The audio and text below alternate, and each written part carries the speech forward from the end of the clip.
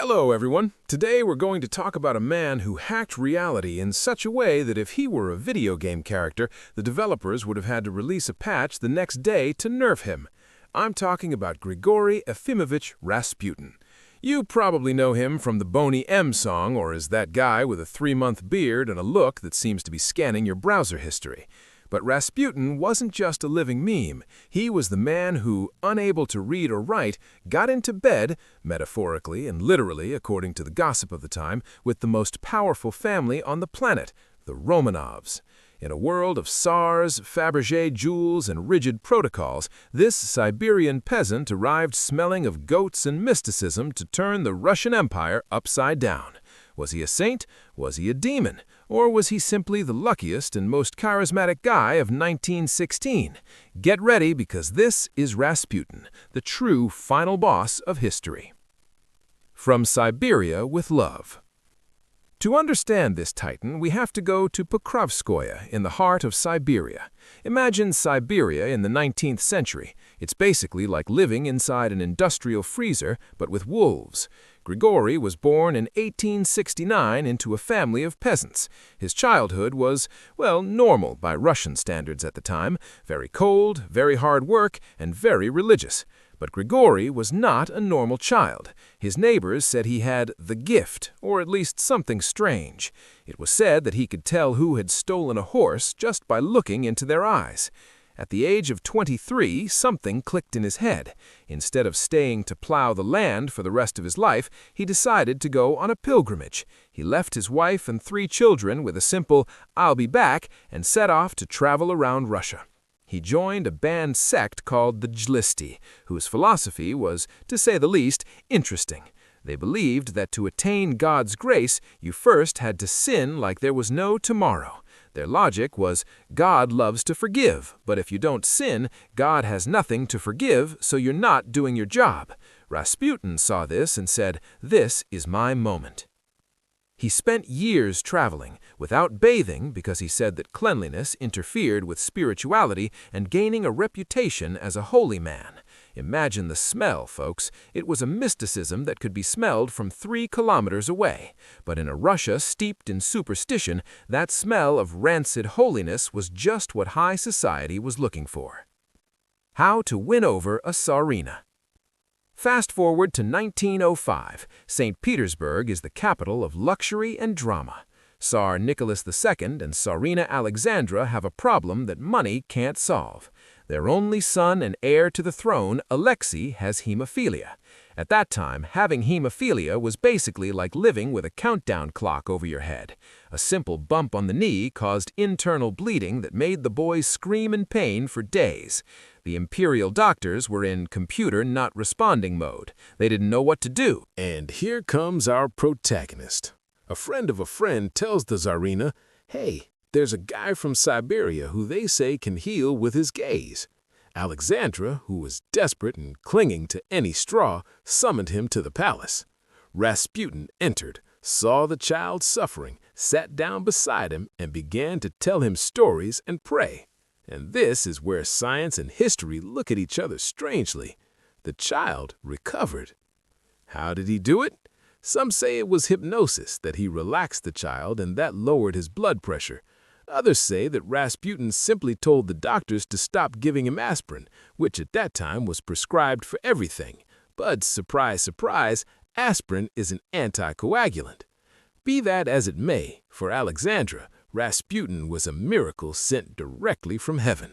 From that moment on, Rasputin had a lifetime VIP pass to the palace.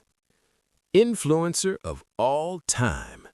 Now, imagine the situation. You have an illiterate peasant whispering in the ear of the most powerful woman in Russia.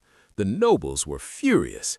Imagine you were a duke with 500 years of lineage and you have to wait in the anteroom because the Tsarina is having tea with a guy who eats fish with his hands and has food scraps in his beard.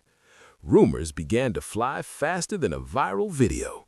It was said that Rasputin was the real ruler, that he chose ministers based on who he liked at his nightly parties, and that he had a special relationship with the Tsarina. Although modern historians doubt the latter, people loved the gossip. Rasputin became the perfect villain. To the people, he was the devil who corrupted the Tsar. To the nobles, he was a nuisance that had to be eliminated. But Rasputin didn't care. He continued with his rock star lifestyle. During the day, he prayed with the Tsarina, and at night he went to the most expensive clubs in the city to drink vodka like water and dance until dawn. It is said that once, while drunk, he began to boast about how much control he had over the Tsars. That was his first big mistake, breaking the first rule of the Fight Club. Don't talk about the Fight Club. The final battle, the man who forgot to die. We come to the night of December 30th, 1916.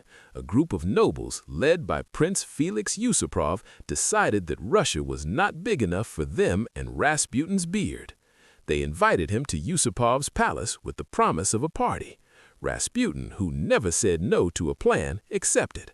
They took him down to a lavishly decorated basement. Yusupov offered him cream cakes and wine. The catch? Everything was laced with cyanide. There was enough poison to kill an entire regiment. Rasputin began to eat. He ate one cake. He ate another. He drank the wine. Yusupov watched him sweating coldly, waiting for Rasputin to drop dead at any second. But Grigori just said, "What good wine? Do you have more?" The guy was enjoying his forbidden snack as if nothing had happened. Yusupov, in a state of total panic, ran upstairs to consult with his accomplices. He came back down with a revolver and shot Rasputin point-blank in the chest. Rasputin fell. The conspirators celebrated, went upstairs to have a drink, but Felix returned to the basement to check on the body. Suddenly, Rasputin opened one eye. He got up, grabbed Yusupov by the neck, and began to strangle him with superhuman strength while shouting unintelligible things. Rasputin ran out of the palace into the snowy courtyard. They shot him again, once, twice, 3 times. A bullet hit him in the head. He fell again. The nobles, to make sure he didn't get up like a zombie from Resident Evil this time, beat him with chains, wrapped him in a carpet, and threw him into the frozen Neva River. Days later, they found the body. Legend has it that Rasputin did not die from the poison, the gunshots, or the blows. He drowned. The guy was still trying to untie himself under the ice. If that's not being a final boss, I don't know what is. The legacy of chaos. Rasputin's death did not save the empire. On the contrary, it was the beginning of the end. A few months later, the Russian Revolution swept everything away. The Romanovs were executed, and the Bolsheviks took power. Rasputin had predicted in a letter that if he died at the hands of the nobility, no member of the royal family would survive more than 2 years. And, surprisingly, he was right. Today, Rasputin is a pop culture icon. We see him in Hellboy, in Anastasia, in metal songs, and in thousands of memes. He represents that unpredictable chaos that sometimes defines history. He was the peasant who became a legend simply because he was too strange for this world and too tough for the next.